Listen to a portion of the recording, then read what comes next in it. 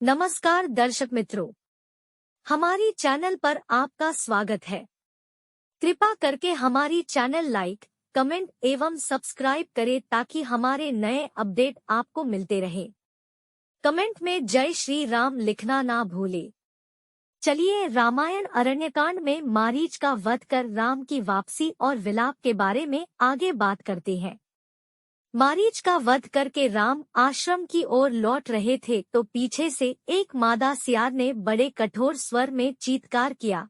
One के मृग एवं पक्षी उनके बाईं ओर चलने और उड़ने लगे। इन अपशकुनों को देखकर राम का हृदय आशंकित हो उठा। उन्हें सीता के अशुभ की चिंता संतप्त करने लगी। इतने में ही उन्होंने मार्ग में लक्ष्मण को आते देखा। लक्ष्मण को देखकर उन्हें ऐसा प्रतीत हुआ कि किसी राक्षसी षड्यंत्र के फलस्वरूप सीता किसी कठिनाई में फंस गई है। चिंतित होकर उन्होंने लक्ष्मण से पूछा, लक्ष्मण सीता कहाँ है? मैंने तुम्हें आदेश दिया था कि तुम सीता की रक्षा करना, तो तुम उसे अकेली कैसे छोड़ आए? वह किसी विपत्ति में तो नहीं फंस गई? वह जीवित होगी कि नहीं? शीघ्र बताओ उसे क्या हुआ है। यदि वह जीवित नहीं होगी तो मैं भी अपने प्राण त्याग दूंगा। कहीं ऐसा तो नहीं है कि उस मायावी राक्षस ने हाँ लक्ष्मण कहकर तुम्हें भी भ्रम में डाल दिया है और तुम सीता को अकेली छोड़कर यहाँ दौड़ आए हो? अथवा सीता ने ही भ्रमित होकर तुम्हें यहाँ आने को विवश किया हो? ऐसा प्रतीत होता है कि राक्षसों ने अपने प्रतिशोध लेने के लिए यह चाल चली है और तुम इसमें फंस गए हो। खर और दूषण की मृत्यु का बदला लेने के लिए उन्होंने सीता का वध कर डाला होगा। राम के इन वचनों से व्यथित लक्ष्मण बोले, भैया मैं उन्हें स्वयं अपनी इच्छा से छोड़कर नहीं आया हूँ। मैंने उन्हें अनेक प्रकार से समझाया किंतु वे चेतना मोह से ग्रसित होकर मुझसे कहने लगी कि तुम्हारे मन में पापपूर्ण भाव भरा हुआ है। तुम अपने भाई के दुश्मन हो और उनकी मृत्यु के पश्चात मुझे प्राप्त करना चाहते हो। उनके इस प्रकार से कहने पर मैं रोष से भर उठा और आश्रम से निकल आया। इस प्रकार से उन्होंने ही कठोर वचन कह कहकर मुझे यहाँ आने के लिए विवश कर दिया। लक्ष्मण के वचनों को सुनकर राम ने कहा, सौम्य तुम सीता को छोड़कर चले आए, यह तुमने अच्छा नहीं किया। सीता तो क्रोध में विक्षिप्त हो रही थी और क्रोध में भरी हुई नारी के मुख से कठोर वचन निकलना आश्चर्य की बात नहीं है, किंतु तुम तो समझदार हो। मेरे आदेश की अवहेलना कर तुम्हारा इस प्रकार से चले आना अनुचित है। चिंतित राम और लक्ष्मण जब अपने आश्रम पहुँचे तो उन्हें सीता कहीं दिखाई नहीं दी। उन्होंने समस्त पर्णशालाओं को देख डाला किंतु वे सभी सूनी मिली। जैसे हेमंत ऋतु के हिम से ध्वस्त होकर कमलिनी श्रीहीन हो जाती है, उसी प्रकार से पर्णशालाएं शोभाशून्य थी। आश्रम के वृक्ष और पत्ते भी वायु में सनसना कर दुख से रो रहे प्रतीत होते थे। मृगछाला और कुश इधर-उधर बिखरे पड़े थे, आसन औंधे पड़े थे। वृक्षों के फूल पत्ते तथा कहीं की टहनियां टूटी या अटूटी पड़ी थी। आश्रम का अस्तव्यस्त दृश्य देखकर राम विचार करने लगे, सीता का किसी ने हरण कर लिया अथवा किसी दुष्ट राक्षस ने उसे अपना आहार बना लिया।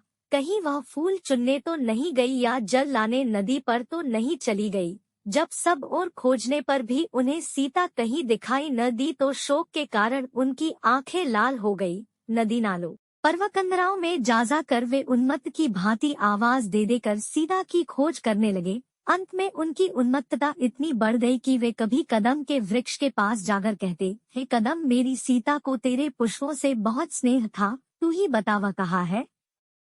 कभी विल्व के पास जाकर उससे पूछते, हे विल्व विटप, क्या तुमने पीतवस्त्रधारिणी सीता को कहीं देखा है? इस प्रकार वे कभी किसी वृक्ष से, कभी किसी लता से और कभी पुष्प समूहों से सीता का पता पूछते। कभी अशोक वृक्ष के पास जाकर कहते, अरे अशोक विटप, तेरा तो नाम ही अशोक है, फिर तू सीता से मेरी भेंट करा कर मेरे शोक का हरण क्यों नहीं करा? फिर ताड़ के वृक्ष से कहते, तू तो सब वृक्षों से ऊंचा है, तू दूर दूर की वस्तुएं देख सकता है, देख कर बता क्या तुझे सीता कहीं दिखाई दे रही है? चुपचाप खड़ा न रह, यदि तू देखना चाहेगा तो तुझे वह अवश्य दिखाई देगी।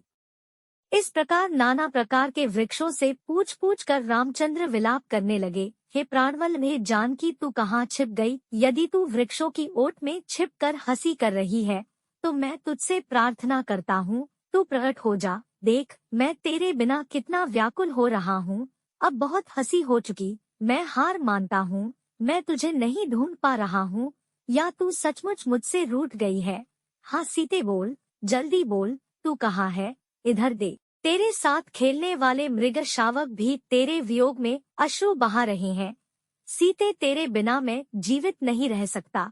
मैं चाहता हूँ अभी तेरे वियोग में अपने प्राण त्याग दूं, किंतु पिता की आज्ञा से विवश हूँ। मुझे स्वर्ग में पाकर वे धिक् करेंगे और कहेंगे, तू मेरी आज्ञा की अवहेलना करके 14 वर्ष की वनवास की अवधि पूरी किए बिना ही स्वर्ग में कैसे चला आया? हाँ, मैं कितना अभागा हूँ जो तुम्हारे विरह में मर भी नहीं सकता। हाय जानकी, तुम ही बताओ, तुम्हारे बिना मैं क्या करूँ? बड़े भाई को विलाप करते देख लक्ष्मण ने उन्हें धैर्य बंधाते हुए कहा, हे नरोत्तम, रोने और धैर्य खोने से कोई लाभ नहीं होगा। आइए, आश्रम से बाहर चलकर वनों और गिरिकंदराओं में भाभी की खोज करें। उन्हें वनों तथा पर्वतों में भ्रमण करने का चाव था। संभव है वहीं कहीं भ्रमण कर रही हो। यह भी संभव है कि गोदावरी के तट पर बैठी मछलियों की जल क्रीड़ा देख रही हो, या किसी भय की आशंका से भयभीत होकर किसी लता कुंज में बैठी हो। इसलिए हमारे लिए यही उचित है कि हम विषाद और चिंता को छोड़कर उनकी खोज करें। लक्ष्मण के युक्तियुक्त वचन सुनकर राम उसके साथ वनों, लताओं, गिरिकंदराओं आदि में खोज करने के लिए चले। उन दोनों ने समस्त वन, पर्वत, कंदरा आदि में खोज डाला, किंतु सीता उन्हें कहीं नहीं मिली। अंत में राम निराश होकर बोले, सौमित्र, यहाँ तो कोई ऐसा स्थान शेष नहीं बचा जहाँ हमने जानकी की खोज न की हो, परंतु हमें सर्वत्र निराशा ही हाथ लगी। अब ऐसा प्रतीत होता है कि मेरी सीता मुझे कभी नहीं मिलेगी। मैं वनवास की अवधि बिताकर जब अयोध्या लौटूंगा और माता कौशल्या पूछेंगी कि सीता कहाँ है, तो मैं उन्हें क्या उत्तर दूंगा? मिथिलापति जनक को क्या मुँह दिखाऊंगा? वे जोर जोर से विलाप करने लगे, हे सीते, मैं तुम्हें कहाँ ढूंढूं? हे वनों के मृगों, क्या तुमने कहीं मृगनयनी सीता को देखा है? हे वनों की कोकिलों, क्या तुमने कहीं कोकिलाकंठी जानकी को देखा है? कोई तो कुछ बताओ, क्या सभी मेरे लिए निर्मोही हो गए हो? कोई नहीं बोलता, कोई नहीं बताता, कोई भी मुझसे बात करना नहीं चाहता। मैं कायर हूँ जो अपनी भार्या की रक्षा न कर सका। थोड़ी देर मौन रहने के पश्चात वे फिर लक्ष्मण से बोले, हे सौमित्र, अब सीता के बिना मैं किसी को मुख दिखाने के लायक नहीं रहा। मैं अवधि पूर्ण होने पर भी अयोध्या नहीं जाऊंगा। तुम अब अयोध्या लौट जाओ। भरत से कह देना अब तुम ही अयोध्या का राज्य संभालो। मैं कभी नहीं लौटूंगा। माता कौशल्या से कहना कि किस प्रकार सीता का अपहरण हो गया और उसकी विरह व्यथा को न सह सकने के कारण राम ने आत्महत्या कर ली। अब तुम्हारे जाते ही मैं गोदावरी नदी में डूबकर अपने प्राण त्याग दूंगा। मैं इस संसार में सबसे बड़ा पापी हूँ। इसीलिए तो मुझे एक के पश्चात एक अनेक दुख मिलते चले जा रहे हैं। पहले पिताजी का स्वर्गवास हुआ और अब सीता भी मुझे छोड़कर जाने कहाँ चली गई। घर बार और संबंधी तो पहले ही छूट गए थे। मुझे रह रह कर यह ध्यान आता है कि सीता राक्षसों के चंगुल में फंस गई है। वह भी रो रो कर अपने प्राण विसर्जित कर रही होगी। तुम कहते हो कि वन में या गोदावरी के तट पर गई होगी। ये सब मुझे बहलाने की बातें हैं। जो वनवास की इतनी लंबी अवधि में एक बार भी आश्रम से अकेली बाहर नहीं निकली, वह आज ही कैसे जा सकती है? अवश्य ही राक्षसों ने उसका अपहरण कर लिया है अथवा उसे अपना आहार बना लिया है। इन वृक्षों, पशुओं आदि से इतना सामीप्य होते हुए भी कोई मुझे सीता का पता नहीं बताया। हाँ सीते, हाँ प्राणवल, वे तू ही बता, मैं तुझे कहाँ ढूंढूं, कहाँ जाकर खोजूं? आज के लिए बस इतना ही। मेरे सारे भाई और बहनों को विनती है कि आप हमारे रामायण के अगले वीडियो भी देखें। कमेंट में जय श्री राम लिखना ना भूले। कृपा करके अपना ख्याल रखें। मिलते हैं अगले वीडियो में। धन्यवाद।